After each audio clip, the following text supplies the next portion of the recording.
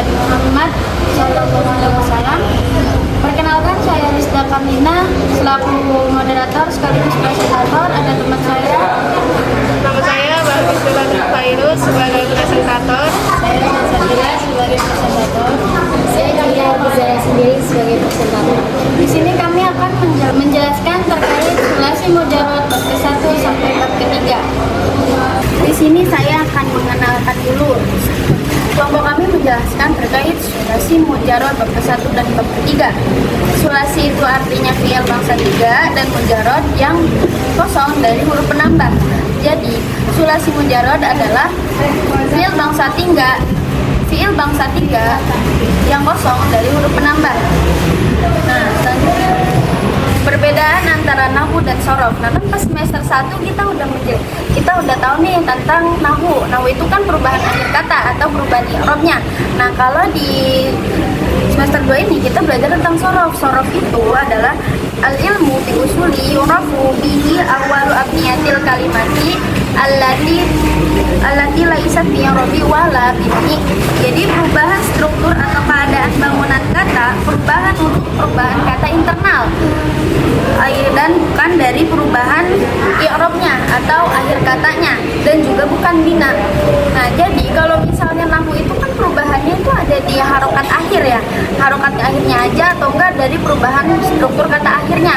Kayak mubtada khobar itu hukumnya rofa itu kan ada yang pakai doma, ada yang pakai wawu, dan yang lainnya.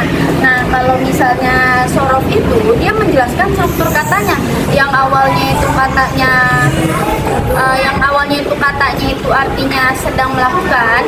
Nah, berubah ke fi'il mudhari itu fi'il mudhari kan sedang atau akan melakukan.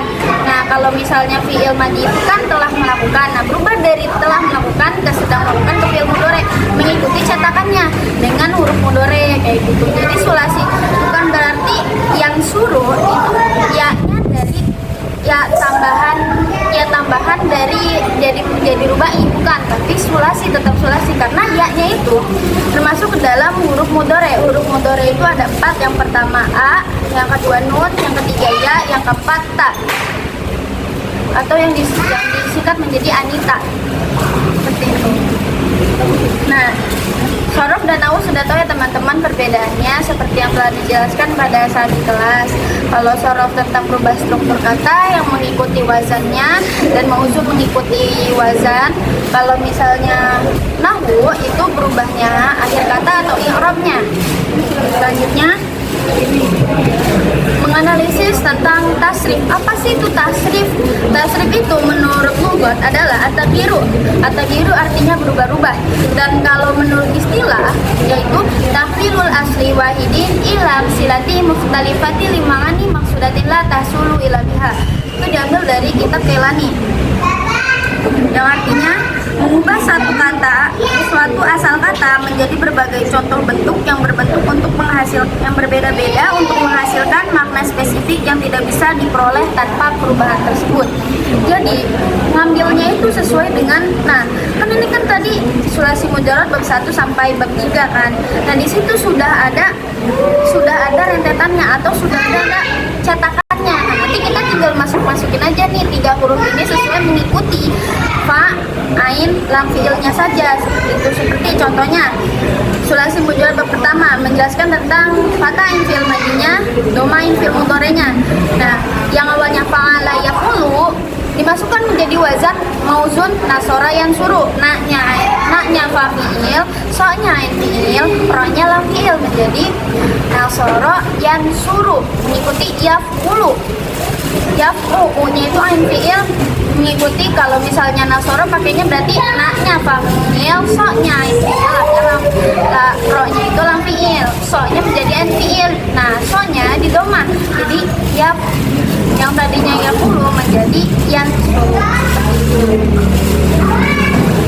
Selanjutnya terkait penjelasan fa fiil, ain fiil, dan lam fiil, tata letaknya yang akan dijelaskan oleh teman saya Salsabila.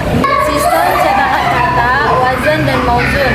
Wazan yang berarti pola dasar atau cetakan yang kosong atau timbangan. Mauzun yang berarti kata kunci yang dimasukkan ke dalam pola yang ditimbang.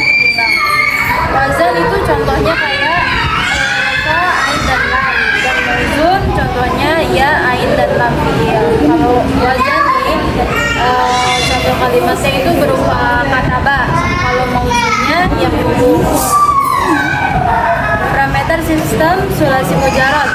Fi'il sulasi mujarad fi'il sulasi yang berarti fi'il bermazhab 3, sistem dasar yang beroperasi tepat dengan 3 huruf akad pembangunan, dan mujarad kosong atau murni struktur primer yang sepenuhnya kosong dari huruf-huruf penambahan ekstra.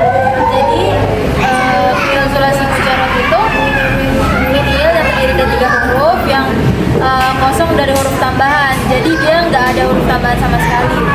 Berarti dia murni cuma fa, ain dan lam fi'il. Ya, selanjutnya akan dilanjutkan oleh Oke, lanjut ke peta jalan transformasi makna. Setiap kata dasar yang masuk ke dalam mesin tasrif akan memencar menjadi 10 turunan utama. Baik, di sini ada yang pertama ada fi'il madi yaitu masa lalu, ada fi'il mudhari yaitu masa kini atau masa depan. Nah, di sini ada masdar konsep atau aksi. Nah, dari 3 urutan ini terbentuklah cabang ke bawahnya seperti fa'il yaitu pelaku, ada maf'ul objek, ada amar perintah, nahi larangan, dan waktu atau tempat sebagai zaman, gunakan, dan alat. Masuk ke anatomi bab 1 yaitu mesin katabah.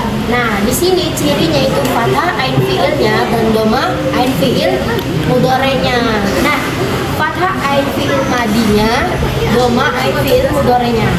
Seperti wazan fa'ala yafulu. Kita lihat dari kata fa'ala yafulu. Fa'ala mana nih? Yang ain fiilnya kan? Ain fiilnya ini jadi ain. Jadi fa'il, ain fiil, dan lam fiil. Masuk ke yafulu. Di sini ada ya sebagai fiil mudhari, huruf tambahan. Ain fiilnya mana? Karena ada ya, betul. Ain fiilnya berada di ain yafulu gitu. Jadi yang ini ada sebagai tambahan. Masuk ke mesin katabah. Katabah penulisan. Katabah ini sebagai fiil tadi telah menulis. Yaktubu fiil mudhari, ya kan, sedang menulis. Nah, masdarnya itu ada di katiban. Katban. Masdarnya ini ada di katban, penulisan. Nah, dari 3 ini masuk ke sini, ke yang tadi fa'il, maf'ul, ya kan, fa'il sebagai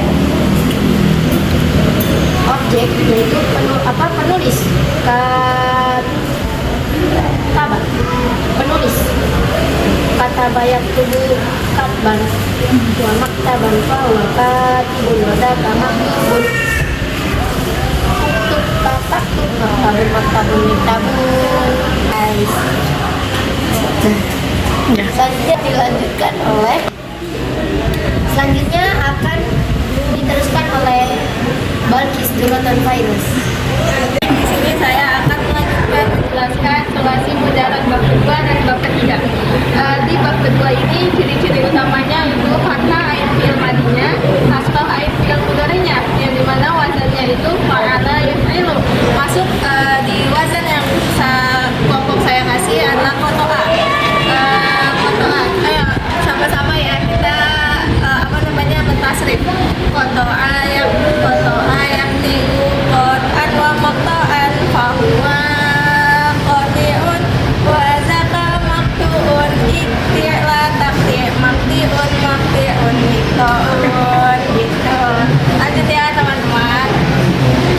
Nah, di bab ketiga ciri utamanya adalah fathah ain fiil madinya, fathah juga ain fiil mudhari'nya. Kalau yang tadi apa? Kasroh fiil mudhari'nya. Kalau yang sekarang fathah ain fiil mudhari'nya. Wazannya fa'ala yaf'alu. Fa'ala yaf'alu. Masuk dimasukkan mauzunnya robato.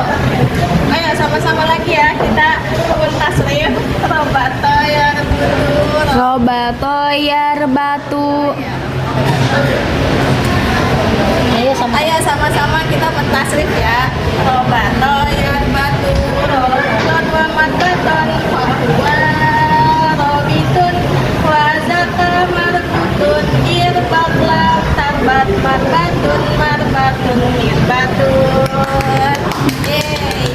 Selanjutnya akan dijelaskan oleh Salsabila. Diagnostik sulasi mujarot pada bab 1 sampai bab 3 berbeda. Yang pertama ada di bab pertama yaitu fathah ain fi'il madinya, di doma ain fi'il mudhari'nya. Fa'ala yakunu, contohnya kataba yakunu. Jadi ain fi'ilnya di fathah, bab pertama itu ain fi'ilnya di fathah dan ain fi'il mudhari'nya di doma.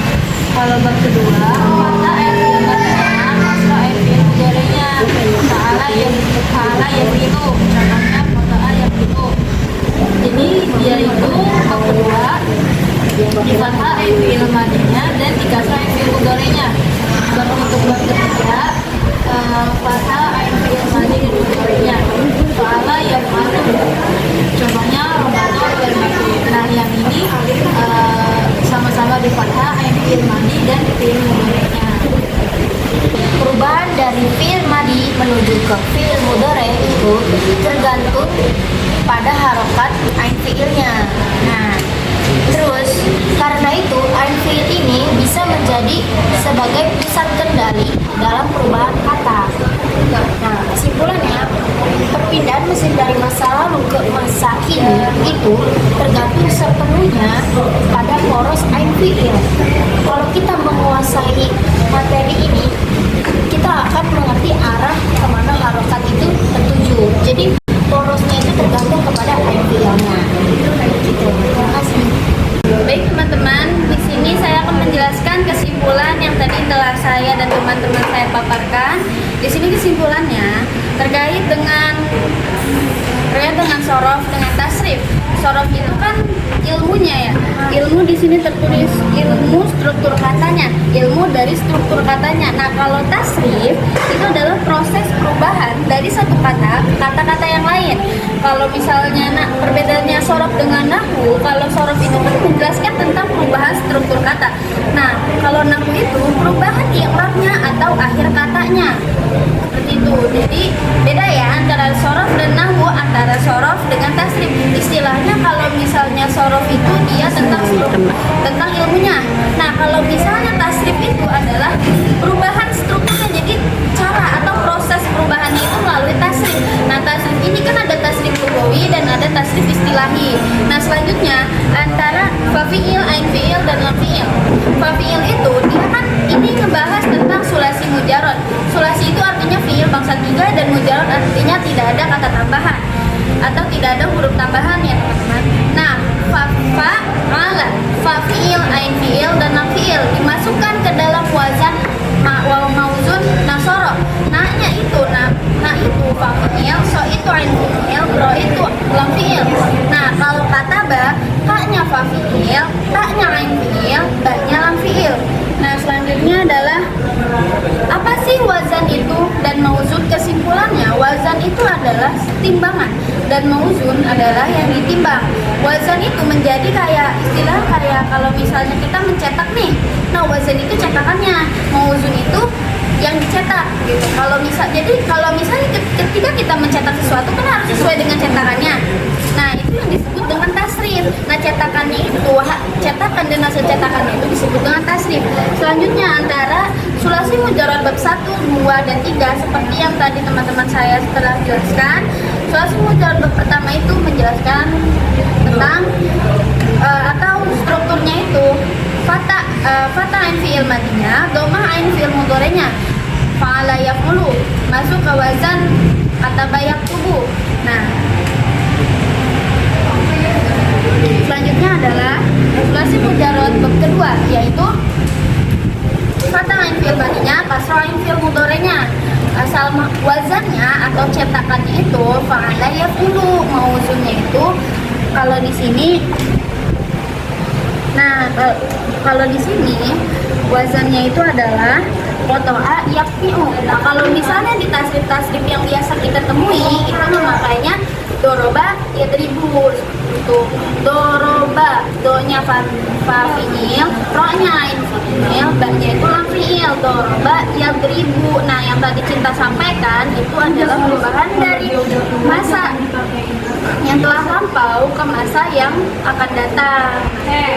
Ya-nya itu bukan huruf penambah dari tambahannya sendiri atau karena tasrifannya, tetapi ya-nya itu adalah ya fi'il mudhari. Nah, yang tadi coba kesimpulannya, huruf yang mudhari itu ada 4 cirinya, ada ya, ta, a, sama nun. Nah, selanjutnya adalah sulasi mujarab bab ketiga. Sulasi mujarab bab ketiga itu fathah ain fi'il madinya, fathah ain fi'il mudhari'nya. Jadi dimasukkan ke dalam mauzun robato yarbatu. Robato yarbatu. Seperti itu teman-teman. Jadi ingat fathah dhamma, fathah kasrah, fathah. Itu sulasi mujarab bab ke-1 sampai bab ke-3. Kesimpulan dari yang telah kami paparkan. Sekian presentasi dari kami, kurang lebihnya mohon maaf. Mohon maaf bila ada perkataan yang kurang berkenan di hati. Undur man qila walatang undur man qala. Lihat yang dibicarakan dan jangan lihat siapa yang berbicara. Wabillahi taufiq wal hidayah wa ridha wal inayah. Wassalamualaikum warahmatullahi wabarakatuh.